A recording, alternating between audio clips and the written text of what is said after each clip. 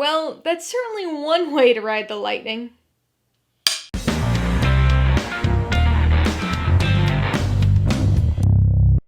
Hey everybody, welcome to Mainly Movies. Today I'm going to be talking about the 9th DCEU movie, 2020's superhero sequel, Wonder Woman 1984. If you're new here, please consider subscribing for a variety of movie-related content like reviews, rank lists, and trailer reactions. All my reviews include a breakdown of the pros and cons, my rating, and some tailored film recommendations, so be sure to watch through to the end of this video for all of that extra content. Wonder Woman 1984 stars Gal Gadot, Chris Pine, and Kristen Wiig. It was directed by Patty Jenkins. Set in 1984, it tells the story of Wonder Woman, played by Gal Gadot, who must face a fantastical Cold War threat while dealing with the unexpected return of somebody from her past. I love the first Wonder Woman film. It's probably my favorite superhero movie from the last decade or so, and among my top superhero movies from any decade. So obviously, I was a little excited for a sequel. That excitement temporarily waned when the 1984 setting was first announced, but after that first trailer, I was completely on board again. I had already been looking forward to the sequel for years at that point, but then the film joined countless other movies in the 2020 delay cycle. First it was June, then August, then October, then December, each 2-month delay simultaneously building and draining my anticipation for the film. But the end of December rolled around and I finally had the chance to watch Wonder Woman 1984. And you know what? I liked it. Now, I'd be lying if I said I wasn't a little underwhelmed by it, but I certainly didn't find it disappointing or unsatisfying. Even with the years of anticipation, I was under no illusion that this sequel would be able to match the 2017 film, let alone surpass it. I was just hoping for a continuation of Diana's story and some good action and fun moments, and that's exactly what I got. It has its issues for sure, but no more so than any other comic book movie. Delays in anticipation do funny things to some people. It makes it challenging to separate expectations and perceived quality from reality and actual quality. And so that's where most of the excessive hyperbole about this film's rooted. Going into this film, the thing I was most hesitant about was the 80s setting. 80s nostalgia was big in the last decade.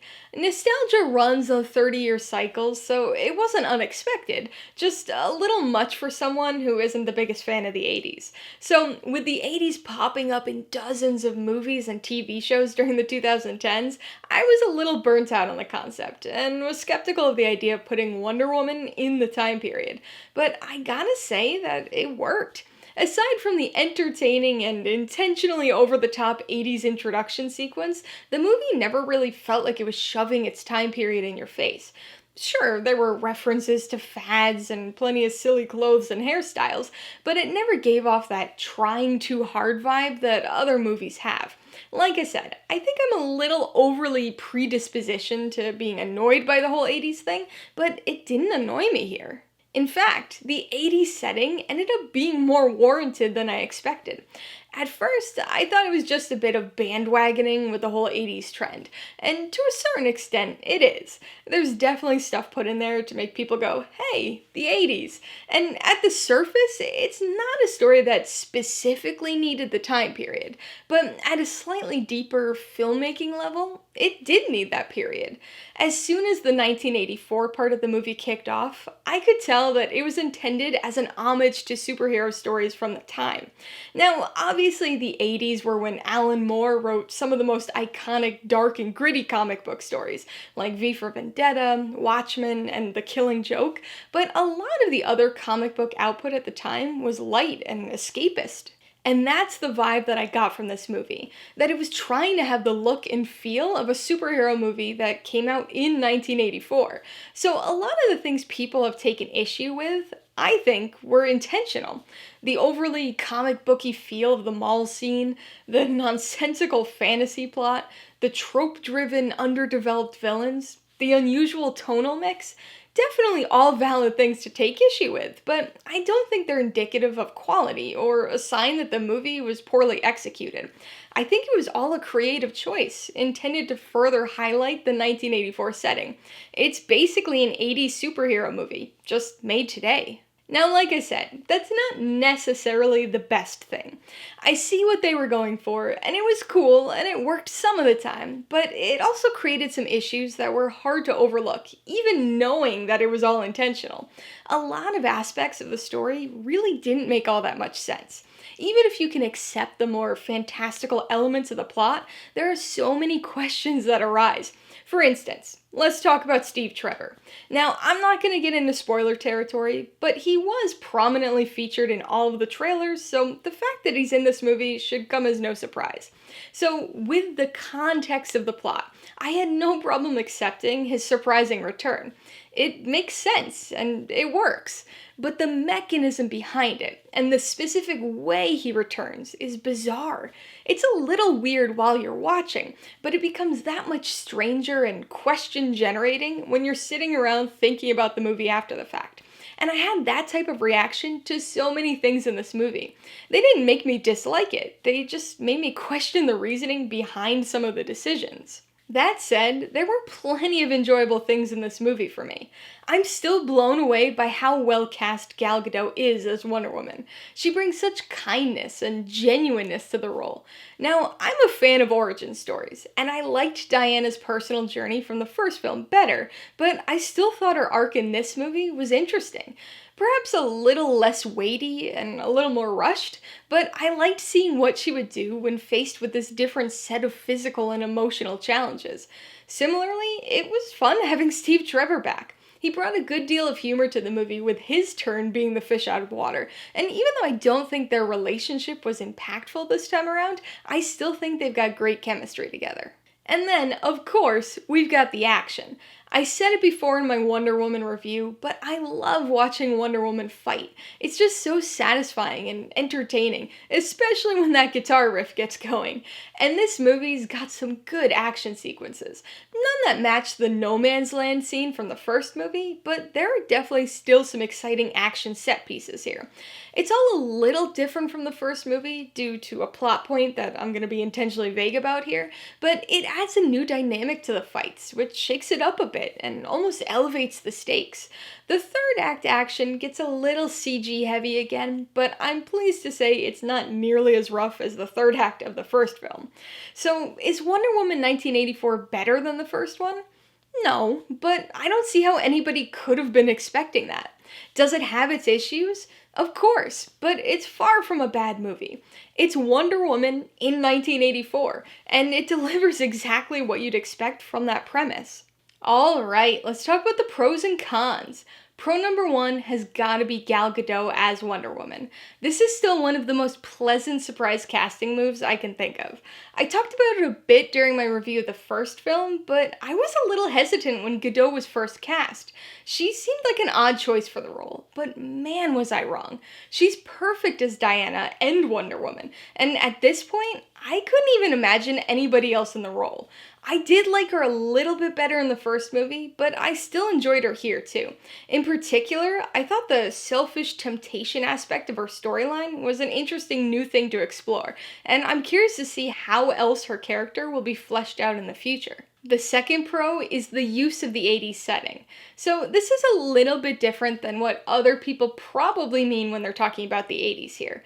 While the 80s fashion and music and trends were fun elements here, what I'm really talking about is how the story and tone tapped into the superhero style of the era. Although this is a new movie, it feels like something that was made in 1984. The goofy trope-filled story, the over-the-top villains, the colors, it was all intentional and makes for a more immersive 1980s experience than just throwing around a few references ever could have. On the con side, the biggest issue has gotta be the villains.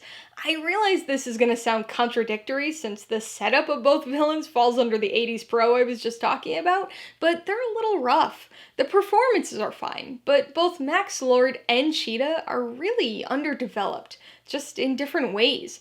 Cheetah's a very rushed character, with us only seeing the most cliched introduction of her character before things start changing.